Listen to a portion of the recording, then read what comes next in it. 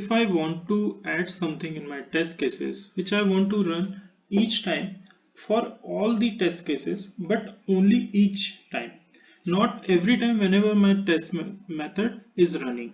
So for those examples, we have before class annotation and we have after class annotation. So here you can see these all annotations are coming from the same JUnit package. Let's run this example. Here we can see that before class and after class methods are not running again and again with each test methods.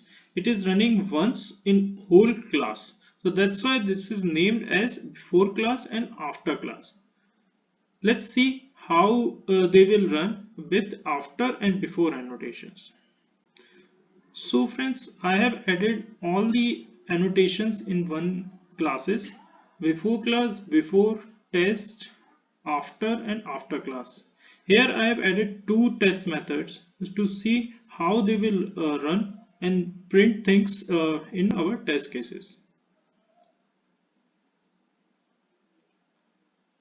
So the output is showing that the before class method has run once and after class method has also run once, but setup and tear down, which is before and after annotations, are running each time whenever my test methods are running. Some important thing in before class annotation and after class annotation is their method need to be static in both annotations.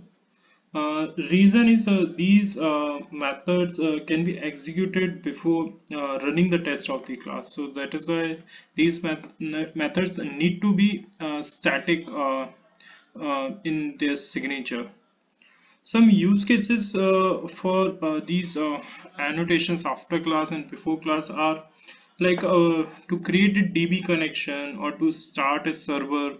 So these use cases are very expensive, so that is why we use after class and before class annotations for these. Thank you for watching this video, friends. I have added the links in the description below. If you like this topic, please subscribe and share with your friends. For any question, you can post it in the comment section below. Thank you.